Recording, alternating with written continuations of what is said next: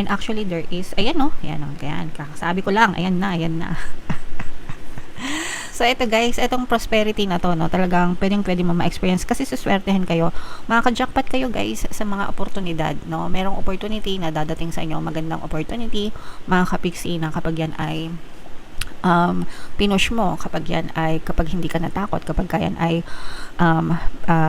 talagang pinagtulakan mo na i-push sa buhay mo, magdadala yan ng swerte sa'yo. Itong swerte na to guys equals prosperity, no.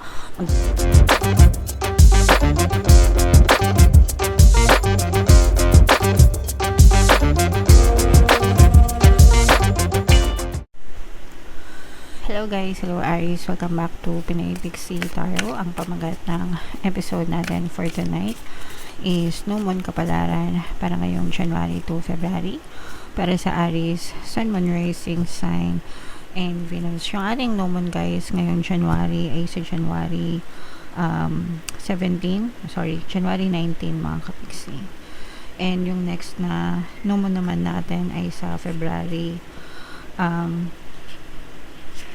tama ba? Sorry. January 19 to February 17 guys. Okay? So, ang reading na to ay para sa period na yan.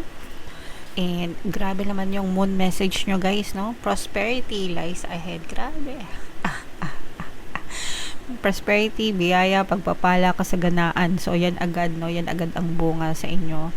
Bungad sa inyo guys ng 2026. So, i-mind nyo na agad yan sa comment section. Mind, prosperity, kasaganaan, pagpapala guys, okay? So, attune to the moon, get or give a massage, healthy body, healthy mind, and likewise guys, healthy mind, healthy body mga kapiksi. So, galaw-galaw tayo mga kapiksi, no? Galaw-galaw natin yung katawan natin, galaw-galaw natin yung isip natin. Kailangan healthy din yung isip natin guys, hindi lang yung katawan, no? Actually, dapat sa isip kasi yan nagsisimula guys. Kung mapapansin nyo, kapag stress tayo, marami tayong negative na iniisip, parang masama din yung pakiramdam natin, di ba? Yung katawan natin parang ang bigat. Pero kapag masaya tayo, magaan lang din yung katawan natin, yung kalusugan natin. So, always kayo mag-focus sa positivity, mga kapiksi. Additional meaning nitong card na to guys, you will soon be able to afford the thing you're dreaming of. So, yung mga gusto nyong bilhin, guys, yeah. Very soon, afford nyo na yan guys. Kayang-kaya nyo na yan mabili. Kasi nga, gumiginhawa na, sumasagana na yung inyong pamumuhay, guys. Getting clear on what you value most will help you find peace kapag kayo ay alam nyo kung ano yung gusto nyo talaga, diba? And if you do what you love, guys, no? Mapayapa, tahimik tayo mga kapiksi, hindi tayo masyadong stress. Kasi diba kapag nagtatrabaho tayo, tapos yung trabaho natin, ayaw natin, simula pa lang ng araw, kakapasok pa lang natin, gusto na natin umuwi agad, no? Naranasan nyo na ba yun mga kapiksi? Pero kapag yung trabaho natin, gusto natin, kahit maghapon pa natin gawin yan, hindi tayo tinatamad or hindi natin namamalayan yung oras, diba? So, make sure na yung pinapasukan yung trabaho is something na gusto nyo talaga guys, okay? O love your job. Take some time out to pamper yourself. Syempre, kailangan i-enjoy nyo rin yung sarili nyo. Spoil nyo rin yung sarili nyo, guys, no? And start a standing order to a savings account. No matter how small, mga kapiksi. Magsimula kayo ng mga savings account. Doon tayo magsimula doon nagsisimula yung wealth and riches. Kapag marunong na kayong mag-save, mga kapiksi, madali na yung investing, no?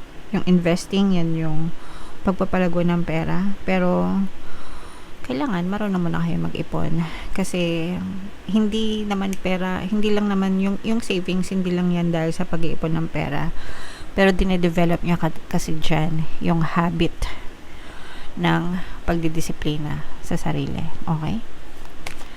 So yun yung importante guys. So i-mind nyo na to guys, tong prosperity na to. Ito naman guys, tingnan natin yung mga mensahe sa inyo ng inyong person, mga kapiksi.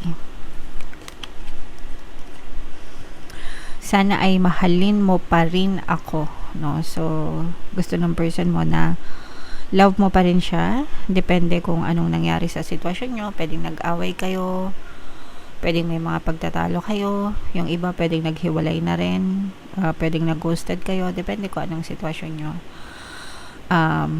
Pero ito, ano to, bitawan ito ng salitaan ito ng mga taong nagkakasala, no? Na may mga flaws, kumbaga. Na sana kahit ano pa yung flaws niya, nagawa niya, kasalanan niya, mahalin mo pa rin siya. So, yun yung gusto niyang sabihin sa'yo, mga kapiksi. Take it how it resonates, guys. Kung ano lang yung makaresonate, yun lang yung kunin nyo kasi iba-iba kayo ng sitwasyon, okay? So, another message. Nahihiya ako sa'yo, diba? So, yan nga yung mga salitaan ng mga taong may kasalanan. Sana mahalin mo pa rin siya, nahihiya siya sa'yo. Siguro dahil sa kabila ng pagiging mabait mo sa kanya, may nagawa pa rin siyang hindi maganda, nagigilty siya. Pwedeng no contact kayo nitong person mo, guys. Ibig sabihin, hindi siya nagre-reach out dahil sa sobrang guilty niya at sobrang nahihiya siya. Minsan kasi ganun, no? Lalo na kung may galit kayo sa kanila, napipick up nila yan, guys. Kaya, hindi sila nagre-reach out minsan, okay? Pero, yeah, yun yung mga mensahe nila. Another message, Aries. Gagawin ko ang lahat para sa'yo. Ito, guys, feeling ko kapag makikipag-reconcile sila, makikipagbate, makikipagbalikan, makikipag-ayos, gagawin nila ang lahat para sa iyo, para makabawi sila sa iyo. Gagawin nila ang lahat para mahalin mo ulit sila. Gagawin nila ang lahat kasi sobrang nahiya sila. This is out of conscience. Pwedeng dahil din sa mahal pa nila kayo, pero most likely dahil sa konsensya nila. Kaya sila babawi sa inyo, Aries. Yung mga hindi nila pinakita noon na mga magaganda, sooner or later, babawi yan sila sa inyo. Okay? Alright. So, comment down below, Aries, if feeling nyo naka-resonate kayo dyan. Shuffle natin to, guys. Hanapin natin yung energy ng Aries at saka yung energy ng Moon. Habang sinashuffle ko to, guys, panoorin nyo muna yung video natin regarding sa ating paano mag-manifest ng abundance video course. Kapiksi, sawa ka na ba sa mga struggles at hirap sa buhay mo? Masipag ka ba at masikap sa buhay ngunit hindi ka pa rin umaasenso? Ilang beses ka na bang nag-attempt mag-negosyo at mag-invest pero palagi ka pa rin nalulugi? Sa pagkakataon na ito ay maaaring may subconscious beliefs ka na nagiging balakid sa iyong pag-unlad at pagyaman. Introducing, paano mag-manifest ng abundance video course. Dito ay matututunan mong ma-overcome ang mga balakid mo para tuluyan ka ng umunlad, umasenso, sumagana, maging matagumpay, successful at maswerte sa iyong kabuhayan, pera, trabaho, negosyo, salapi at kaperahan ng bonggang-bongga. Dali, mag-send na ng email sa pinoypixie@gmail.com at simulan na ang iyong pagyaman ngayon. Alright, so sa lahat ng gusto mag-avail ng course, guys, mayroon tayong paano mag-manifest ng abundance video course, paano mawala ang third party at magkaroon ng harmonious na relationship, paano pabalikin si ex or vice breakup. Sa mga interesado, guys, mag-send lang kayo ng email sa pinoypixie@gmail.com. And sa mga naghahanap, guys, ng pampaswerte na lucky charms or lucky bracelet, aventurine at saka citrine yung recommended ko sa inyo, mga kapiksi. Eto, guys, may makita kayong mga link sa description box. So, Aries, kayo ay na-represent ng Father of Wands. Meron ditong presence ng water sign, Cancer, Pisces, Scorpio, Earth signs, Capricorn, Taurus, Virgo. For some of you guys, maaaring may ganyang element kayo sa inyong natal chart, or you may be dealing with another Earth sign and water sign, mga kapiksi. Okay? Alright. So, sa negative, guys, combination ng positive and negative. Sa negative, guys, ang nakikita natin dito is parang for some of you, meron kayong gustong gawin, pero meron kayong conflicting thoughts, no? Ibig sabihin, parang nagko-conflict yung isip nyo, mga kapiksi, and parang natatakot din kayo lumabas ng comfort zone nyo. Actually, guys, yung iba sa inyo, you have a lot of plans. Marami kayong plano. Pero minsan, sa sobrang dami ng plano, walang nagagawa, walang natatapos, walang na-accomplish. And dahil yun sa overthinking, yung iba sa inyo nag-overthink, yung iba hindi alam kung ano yung ipa-prioritize dahil sa dami, no, ng gustong gawin. So, parang nai-stuck, analysis paralysis, puro nasa isip pero walang action yung iba, no? And yung iba naman, marami kang gustong gawin pero marami ka ring takot, no? Yun. So, ito guys, nagiging balakid itong mga conflict sa isip nyo, mga kapiksi, sa pag-unlad at pag-asenso nyo. Ang layo pa nung, kumbaga nandito ka, no? Nandito ka sa dilim, nandito yung liwanag, nandito yung makulay, ito yung gusto mong puntahan, pero nai-stuck ka dito dahil sa mga conflict mo. Ito yung nagiging balakid sa inyo guys, okay? Pero hindi naman ibig sabihin na imposibleng makarating ka rito sa liwanag or sa magandang kabuhayan.